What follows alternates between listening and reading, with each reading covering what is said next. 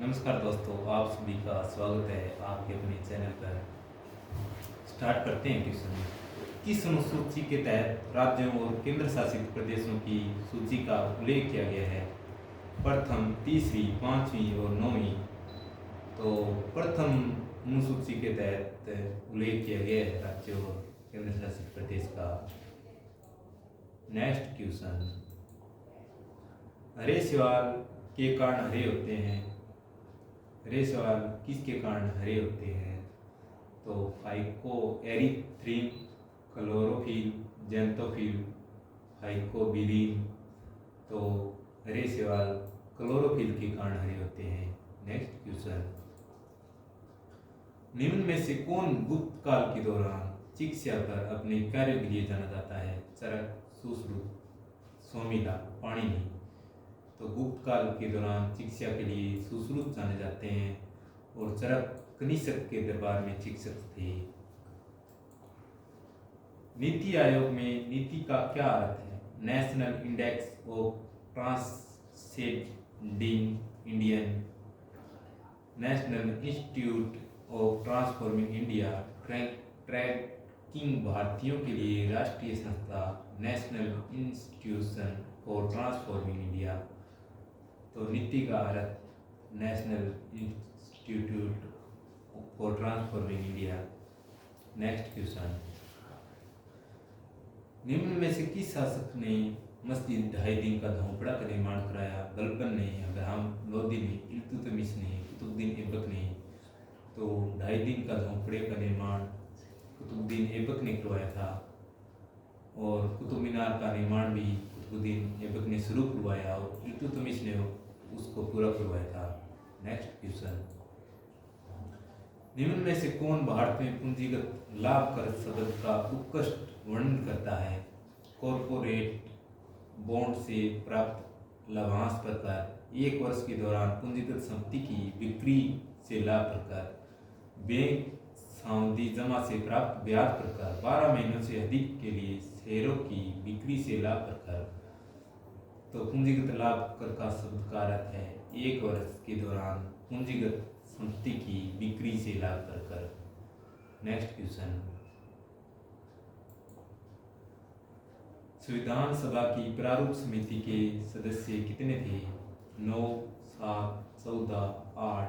तो भारतीय संविधान की प्रारूप समिति में 7 सदस्य थे जिसके अध्यक्ष डॉक्टर भीमराव अम्बेडकर थे। Next question. भारत की पहली एआई आधारित फिल्म का नाम क्या है? नोवा, टेक्नोसांगा, एरिडेसेट, ईरा। तो भारत की पहली एआई आधारित फिल्म का नाम ईरा होगा। Next question. भगवान महावीर ने मोक्ष कहाँ प्राप्त किया था? सोनगिरी, पावापुरी, शरणबेलगोला, माउंट आबू।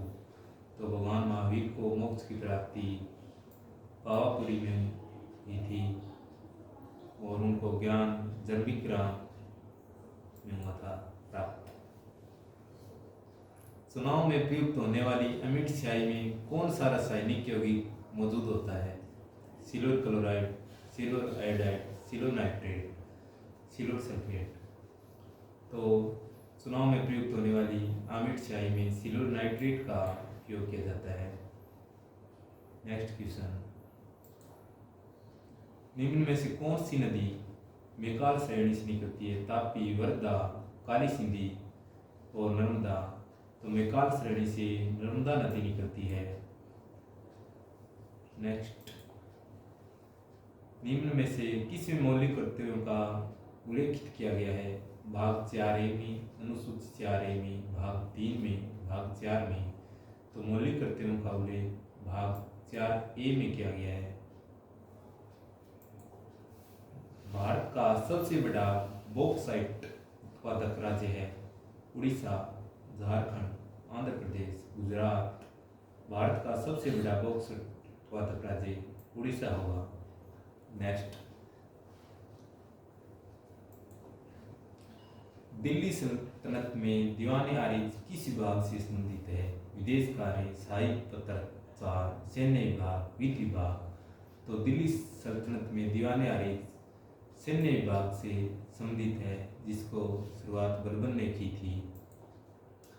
भारत में मुद्रास्फीति को मापा जाता है थोक मूल्य सूचकांक संख्या पर, उपभोक्ता मूल्य सूचकांक पर, कृषि श्रमिकों के लिए उपभोक्ता मूल्य सूचकांक और राष्ट्रीय आय अपस्फीति पर। तो भारत में मुद्रास्फीति को उपभोक्ता मूल्य सूचकांक पर मापा जाता है। नेक्स्ट,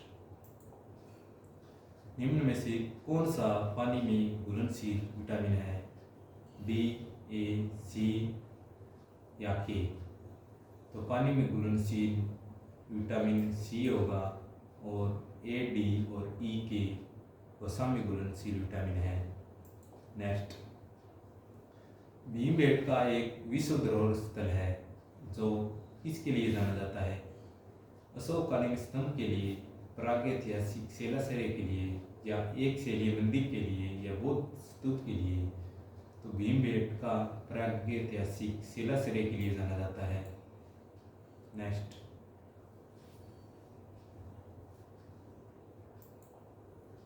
वायुमंडलीय दाब को मापने के लिए निम्न में से किस उपकरण का उपयोग किया जाता है?